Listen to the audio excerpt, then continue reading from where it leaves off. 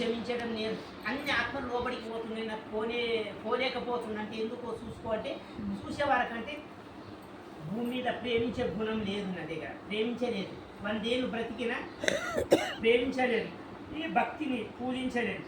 వాడిని పొడిచేలా, వీడిని గుద్దేలా, వాడిని చంపేలా 24 గంటలు ఇవే లక్షణాలతో ఉన్నా. కానీ 100 ఏళ్ళ జీవితంలో ఒక మంచి పుణ్యం, మంచి సంపద నేను చేసుకునేది. అది సంపాదించుకుంటేనే అక్కడ అర్హత ఉన్నదట. అంటే ఎవరన్నా వస్తారంటే ఎవరు రారు. 11 రోజులు ఏడుస్తుంది ఆత్మ. ఎన్ని రోజులు? 11 రోజులు ఏడిస్తే 11 రోజులకు ఓ మిత్రమా అంతగానే ఏడుస్తున్నావు కదా, సరే నీకోసం నేను వస్తా నడు అని ఇద్దరు కలిసి ఈ భూలోకంకి వస్తారు. క్షమించాలని పాఠాలు నేర్చుకుంటే అంటే ఏం చేయాలి? ఈ భూలోకం మీదనే పాఠాలు నేర్చుకోవాలి. దేవలోకంలో సాధ్యం కావు. మళ్ళా భూలోకంలో నేర్చుకోవాలనుకుంటే శరీరాలు కావాలి, ఆత్మలతో సాధ్యం కాదు. అది ఆత్మలు ఉన్నాయి అక్కడ.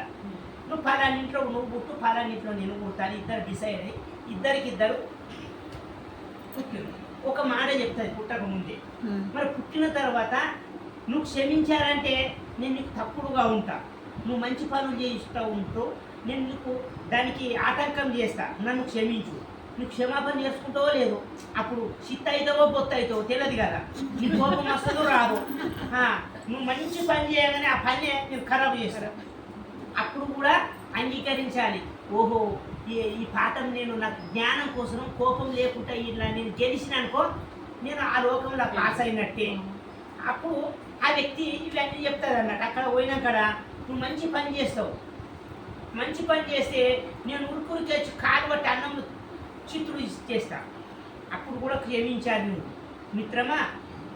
100 మందిలో నేను తప్పు చేస్తాను, నువ్వు చేసినవి నిరూపిస్తాను మిత్రమా అని ఇవన్నీ చెప్పినాకడ సరే అని వస్తాయి.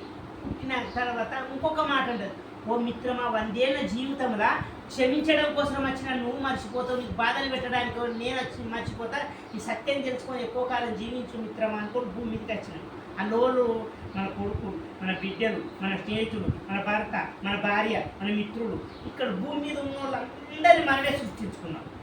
ఈ సత్యం ఒక్కటి మనకు తెలిసిందనుకో, దీన్ని అంగీకరించినామనుకో 24 గంటల వల్ల ఎలాంటి ఎనర్జీతో ఉంటాం కూడా అంత అద్భుతంగా ఉంటుంది. ధ్యానం చేసి ఎనర్జీ వస్తుంది అనుకుంటారు, ధ్యానం చేయకుండా వస్తుంది. ఆలోచన మార్చుకుంటే దృష్టి మార్చే సృష్టి మారును.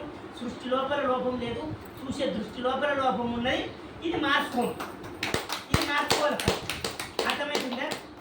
అందుకే చెప్తాం, ప్రాణం ఉన్నప్పుడు పాలు పోయేవి, చచ్చిపోయాక శాఖ పోసి ఏడుస్తూ ఉంటాం. అప్పుడే ప్రయోజనం ఉన్నప్పుడు సేవ చేయు. వాడు తాగేటోడైనా ఊగేటోడైనా ఏదైనా కానీ మనకు సంబంధం లేదు. ఎందుకంటే వాడిని సృష్టించుకున్నాం పాఠం నేర్చుకోవడానికి. ఇది నువ్వు క్లారిటీగా ఎవరి మాట నమ్మాల్సిన అవసరం లేదు.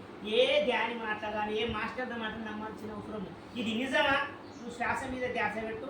ఒక 41 రోజు, పొద్దున ఒక 3 గంటలు, రాత్రికి ఒక 3 గంటలు, 41 రోజు సాధన లోపల క్లారిటీగా నేను ఎవరిని, ఎందుకు వచ్చినా, సృష్టికి నాకు సంబంధం ఏంటి, సృష్టిలో ఉన్నదేంటి, నా లోపల ఏంటి, ఈ ఇంట్లోనే ఎందుకు, ఇలాంటి భార్యను ఎందుకు సృష్టించుకున్నా, ఇలాంటి అమ్మ నాన్నని ఎందుకు సృష్టించుకున్నా, కారణం ఏంటి, ఈ క్లారిటీ మొత్తం తెలిసిపోతుంది. ఓహో ఇన్ని కర్మలు దాటిపోయి ఇంకా ఇన్ని కర్మలు కొన్ని కష్టాలు ఉన్నాయి, తర్వాత ఇవి కూడా క్లియర్ అయితే అనేది కళ్ళారని కనిపిస్తుంది. అప్పుడు నువ్వు బాధపడతావా, దుఃఖపడతావా?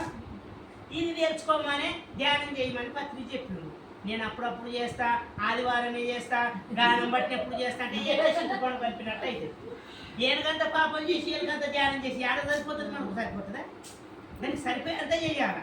ఈ సత్యం తెలుసుకోవాలంటే శ్వాస మీద ధ్యాస పెట్టాలి. వాడు రాక్షసుడైనా చాలు, ఎందుకు మనం సృష్టించుకున్నాం కదా, ప్రేమతో మాట్లాడాలి. పొద్దున లేమని కాలు మొక్కాలి.